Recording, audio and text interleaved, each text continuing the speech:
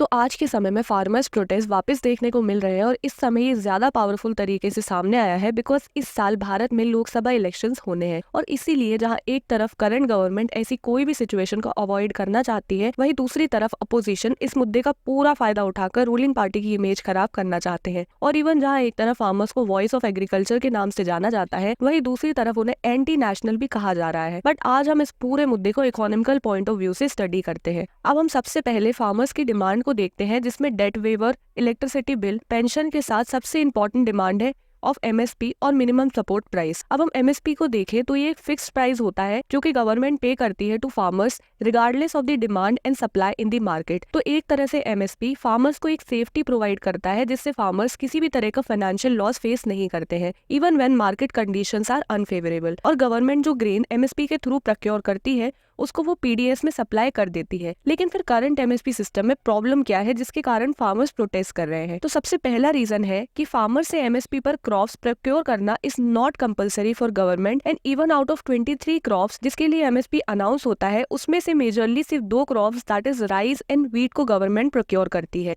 जिसके कारण सिर्फ 7% या उससे भी कम परसेंटेज ऑफ फार्मर्स को ही एमएसपी का प्रॉफिट मिल पाता है। दूसरी बात यह है कि जो क्रॉप्स एमएसपी पर प्रोक्योर होते हैं वो है राइस एंड व्हीट, और उनमें भी इतना ज्यादा डिफरेंस होता है कि जहां एक तरफ पंजाब में हर फार्मर को अपने क्रॉप्स एमएसपी में सेल करने मिल जाते हैं, वहीं दूसरी तरफ यूपी में अराउंड 3% फार्मर्स को ही अपने क्रॉप्स एमएसपी में सेल करने का मौका मिलता है। तो अब फार्मर्स की डिमांड है कि सारे क्रॉप्स के लिए एमएसपी डिक्लेयर होनी चाहिए और एमएसपी उनका लीगल राइट होना चाहिए। और थर्ड बात ये है कि फार्मर्स एक स्पेसिफिक मेथड डिमांड कर रहे हैं टू कैलकुलेट एमएसपी। अब हम करंट सेटअप देखें तो सीएसीपी एमएसपी को कैलकुलेट करती है जिसमें वो A2 और FL कॉस्ट को यूज करते हैं, जिसमें A2 टोटल कॉस्ट होती है जो कि फार्मर्स ने स्पेंड की होती है और FL होती है cost of unpaired family workers. और फिर एमएसपी कैलकुलेट होता है by the formula A2 plus FL plus 50% of A2 plus FL। अब हम फार्मर्स की डिमांड को देखें तो वो एमएसपी का कैलकुलेशन स्वामीनाथन कमेटी की रिपोर्ट के अकॉर्डिंग करना चाहते हैं, क्योंकि इस रिपोर्ट में A2 और FL के साथ एक वेरिएबल ऐड हो जाता है जो कि होता है interest on value of owned capital.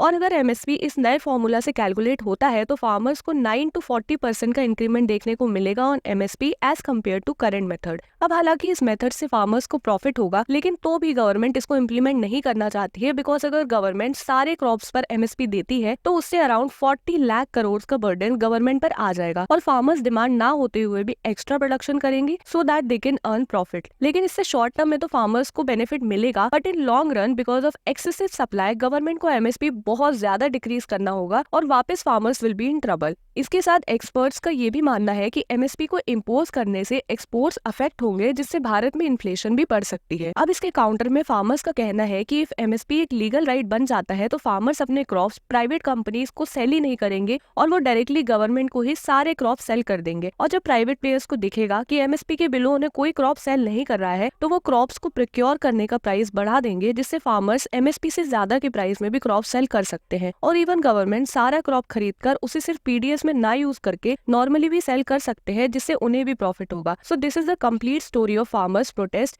और ये सुनने के बाद आपका क्या ओपिनियन है? Please let me know in the comment section below and keep learning, keep growing.